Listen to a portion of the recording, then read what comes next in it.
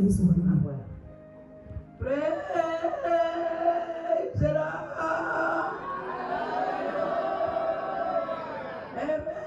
Amen.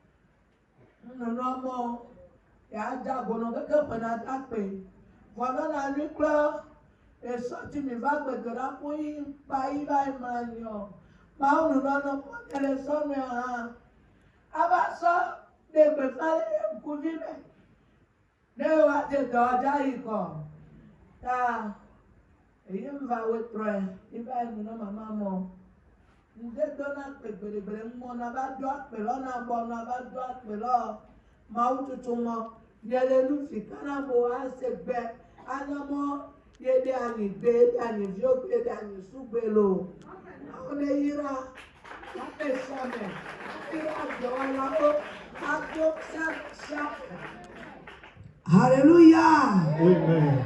Mama be jibe ya da pe na ma o. Be ye to àwọn ọ̀gá re. Ama ko so bi ola Jesi. Alon da je. Be ye to àwọn ọ̀gá re kin baba o Yesu. Wa yo ho Yesu pe na de wenye ya. E ma nya ma usu bosugo. Ye che ya mo do me pe. Ye ina church ya gbona. O ke ma u ba mi ba gbo ba pe ve ya. To be nu kura me nya o me. ye me ma nya gbogbo e be gbe to la gbogbo me to aji baba e ba nya Yesu blibo ta e ti be ya da pe na ma o bele ke nya ma wu ya le le me da si me ni ya e be lu wa po de wo ta ye be ya to nsi amede bi ami ane kude ma unchi ne le va to ya jia ma wu la do ji na ucha e ye be kwa ke ba na to ajia e so agbado do nku me na ma o agbayo e so do nku me ne ya e le na mu nya be na e wo gbogbo to na yi ame ve pe poto be ja o ye to ele gbon le do ku me be ne ba wa me ve ya ba di da si ada pe o so ke jo le fi ke mi pa za me jo ba bra nia e ba le se gbe abe ye ne so mu ya leke aso ba da pe na yi hallelujah menye me ko se be to ba pe dada me ya ma wi po ne o ja o de jia ne mi ka trova mu yo so ma u ja o e wa cho ha be da seridi adore ma o be kume amen. Amen. Amen. Notre chère maman veut dire merci à Dieu. Elle remercie Dieu pour la vie de l'homme de Dieu. Elle dit aussi que c'est à cause de son salut que Dieu a envoyé l'homme de Dieu dans ce milieu. Que tel que la parole de Dieu dit, que Jésus a demandé à tous ceux qui ont soif de venir à lui. Et il va leur donner de l'eau à boire, que l'eau vive est ici. Tous ceux qui ont soif n'ont qu'à venir dans ce camp et ils vont boire de l'eau vive. Elle dit que c'est par le ministère de l'homme de Dieu qu'elle a compris que dire ou bien être sauvé, ce n'est pas être ami de l'Église. Qu'elle a compris finalement et elle a donné totalement sa vie à Christ. Car son papa fut un grand féticheur du milieu.